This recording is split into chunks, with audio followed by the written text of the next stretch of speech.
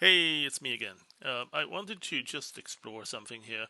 I was looking at how to view an OBJ object, a 3D object in OBJ, the 3D format, and we do have a sort of a rudimentary capability for that in Howler. You find it under the View menu, go into Utilities, Widgets, and Render an OBJ. Now, there's a couple of things you can do.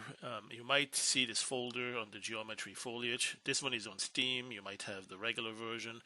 In either case, there's a geometry subfolder and foliage beyond that, where you'll see oak trees, pine trees, and a few others, some weeds, I think one mushroom here somewhere too. And so as you load one of those, you'll see a preview. You can see it in wireframe.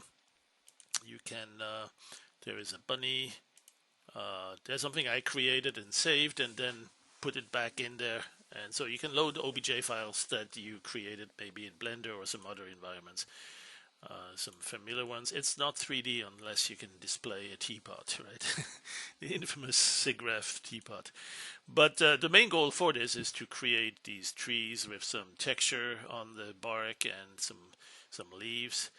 So we've put a couple of them together. Dan has used, I think, Lightwave 3D for those, and we invite you to create your own.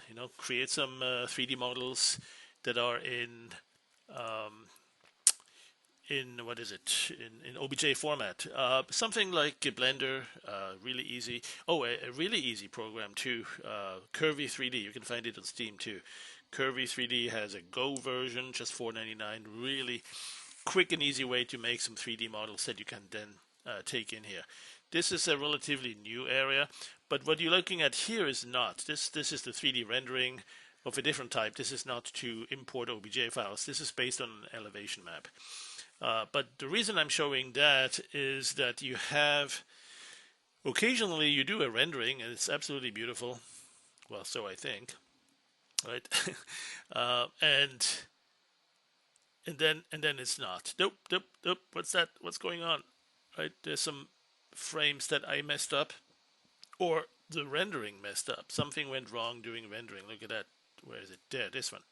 Right. So let's see if we can locate it on the timeline. Oop, there they are. How do you fix that? Right, this one here, well, obviously I erased that. And you can probably see it here on the undo stack. There's a whole bunch of images and maybe some of them, and it may not show anymore where that went or came from or whatnot. So maybe I've done a couple of undos and it's just difficult to recover that. Well, if you look at this frame, there's one before and there's one after, and if the movement is not too bad, you can use motion estimated interpolation. We call it extrapolate here. That's probably a misnomer. It's more like an interpolation, but you can see it right here. Right click on that frame, that one frame, and there is an extrapolate block, and then this one, extrapolate this frame. Simply select that, and it's going to extrapolate between the prior frame and the frame afterwards, and there it is. It's fixed it. Right? I dare you to tell me where you can tell that it's not actually a rendered image. It is. It's the combination of two rendered images with a motion estimation. Same thing here. Now, this one is an interesting one because part of the image was actually rendered fine, and there's absolutely no reason I can think of why suddenly at this angle the water would disappear. There's something really weird happening. It might not even be a bug in our software. It might be, who knows, maybe the system was overheating and the GPU cranked out, or I don't know. That doesn't seem like it would only affect the water plane though. So there's something really weird going on here, but it's not lost. Again, right click. Do not re-render your 200 frame animation just because of this one frame. Right, so go here to extrapolate this frame. Boom, done. Right, this one here too. Extrapolate this frame. Boom. Now, if it were a couple of them, and if you had 2 or 3, you can select the block. Let's say I'm going to display, I'm going to destroy this one, I'm going to paint something on here, I'm going to destroy this one, or just do some more stuff and erase it, yada yada yada, or maybe it's going to be all blurry. Let's do a filter, Gaussian blur, they're really strong, there. Basically we have a couple of useless images here, right? Well, let's select the one before and the one after and define a block going through all those.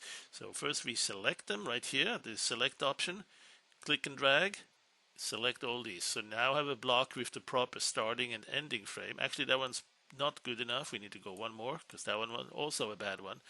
So here we go. Good one to good one. Let's right click, extrapolate block. So now it's doing a motion estimated interpolation. And yeah, here you might see sometimes if things move too fast, you can see a little bit of a distortion there. So use that with caution, but you can certainly get some magic done with that. And if it's moving fast enough, it might you might not even notice it all. Or you crop in or crop out or move in or mask it off one way or another, and you're back to full availability of the animation. All right, thanks for watching, and we'll see you next time.